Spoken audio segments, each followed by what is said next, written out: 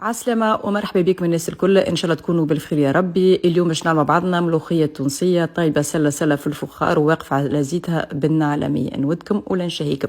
للتحضير الملوخيه باش نستحقوا الكيلو اللحم، وباش نفوحوهم بمغرفه كبيره تابل التونسي اللي هو بهارات مشكله، مغرفه كبيره فلفل احمر، نصف مغرفه صغيره فلفل اكحل، ملح حسب الذوق، مغرفتين كبار ثوم مفروم، وباش نزيدوا عليهم مغرفه كبيره هريسه عربي والا فلفل مهروش اذا مش متوفر عندكم الهريسه العربي. نخلطوا المكونات كل مع بعضها بالباهي. المرحله هذه مهمه برشا، لازمكم ديما تفوحوا اللحم من قبل. واللحم هنا خذيت تقريبا كيلو لحم بقري، وانتم بالطبيعه تنجموا تعوضوه باللحم العجل اذا تحبوا، والا باللحم العلوش. المهم استعملوا اللحم اللي تحبوا عليه واللي تشتهوه.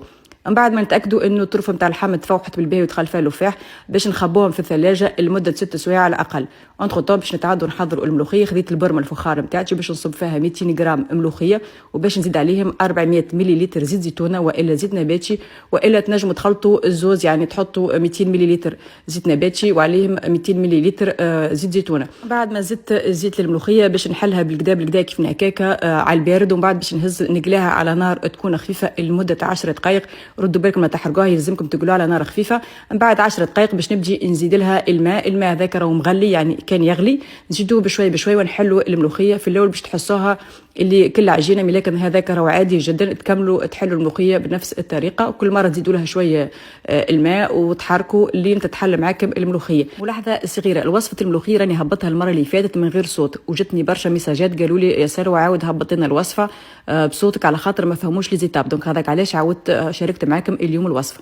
بعد ما كملت زدت الكميه الكل نتاع الماء اللي هي 4 لترات ماء على 200 غرام ملوخيه. نزيدوا 4 لترات ماء، والماء لازم يكون ماء يغلي.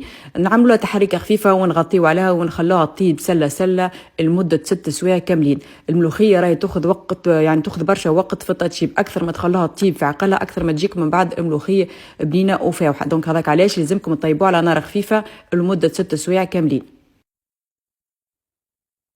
من بعد 6 سوايع من زمان رجعت الملوخيه نتاعتي كيف ما تشوفوا. نقص النيفو نتاع الماء ومحسوب ثابت، باش نزيد لها الطروف نتاع اللحم اللي سبق وفوحناهم، ونزيدوا عليهم تقريبا 5 اوراق رند. نحركوهم بالكدا بالكدا باش اللفاح هذاك في وسط اللحم يتحل ويدخل في الملوخيه، ونغطيو عليها ونخلوها تكمل الطيب لمده ساعتين كاملين. حصيلو يلزمها توقف على زيتها. طونك الملوخيه ما وقفتش على زيتها معناتها ان الملوخيه مازالت نيه ما طابتش. دونك نغطيو عليها ونخلوها تكمل الطيب على الاقل لمده ساعتين كاملين.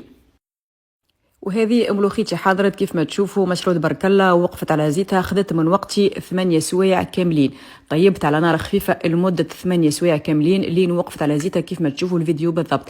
اذا الملوخيه ما وقفتش على زيتها كيف من هكاكا معناتها ان الملوخيه مازالت نيه وتكملوا طيبوها. بالحق الملوخيه راهي جد فاوحه وبنينه برشا. اللي مش مستانس يطيب الملوخيه بالطريقه هذه يجربها المره هذه ويتفكرني.